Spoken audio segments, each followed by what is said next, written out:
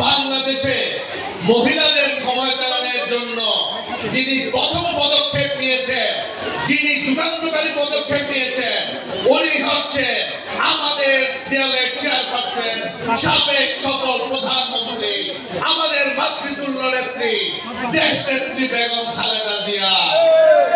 ইনশাআল্লাহ কয়েক লক্ষ মানুষকে আমরা ফ্যামিলি কার্ডের আওতায় আনবো এবং সেই ফ্যামিলি কার্ডের মালিক হবেন পরিবারের প্রধান পুরুষ নয়, সেই কার্ডের মালিক হবে পরিবারের প্রধান মহিলা।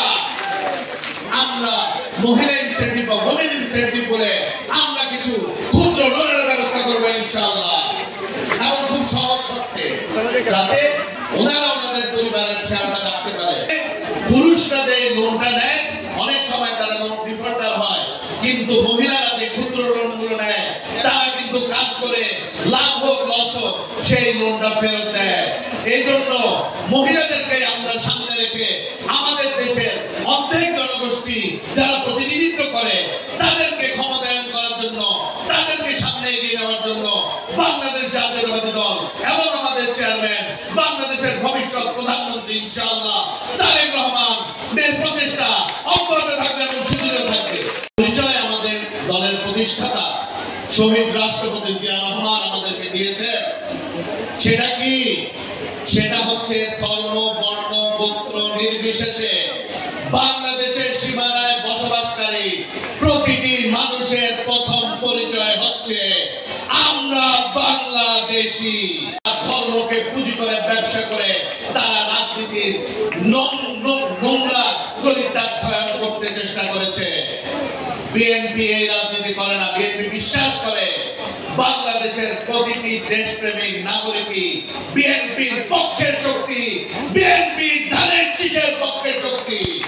বসুন্ধরা টিস্যু, অশুদ্ধতার বিরুদ্ধে এক বিন্দুও ছাড় নয়। খালেদা জিয়া বাংলাদেশের প্রথম মহিলা প্রধানমন্ত্রী ছিলেন। খালেদা জিয়া বাংলাদেশের মহিলাদের উন্নয়নে সর্বপ্রথম ভূমিকা নিয়েছিলেন। মহিলা নারীদের পড়ালেখার ক্ষেত্রে বিনা বেতনে ডিগ্রি পর্যন্ত পড়ালেখার যে ব্যবস্থা সেটা বেগম খালেদা জিয়া করেছিলেন। নারীর ক্ষমতায়নে সমাজের সর্বস্তরে নারীর প্রতিনিধিত্ব নিশ্চিত করেছিলেন। আজকে সেই মহিলা, সেই প্রধানমন্ত্রী, তিনবারের প্রধানমন্ত্রী বেগম খালেদা জিয়াকে নির্মমভাবে নির্যাতনে, নিপীড়নে, বিনা বিচারে অন্যায়ভাবে কারাগারে আটক রেখে জীবন মৃত্যুর সন্ধিক্ষণে পৌঁছে দেওয়া হয়েছে। আমরা সকলে আমাদের প্রিয় নেত্রীর জন্য দোয়া করব। সমাজের প্রত্যেকটা স্তরে পরিবার, সমাজ, রাষ্ট্র বিনির্মাণে মহিলাদেরকে এগিয়ে আনতে হবে। মহিলাদেরকে নেতৃত্ব দিয়ে সামনে এগিয়ে আনতে হবে। মহিলাদেরকে প্রশিক্ষিত করতে হবে।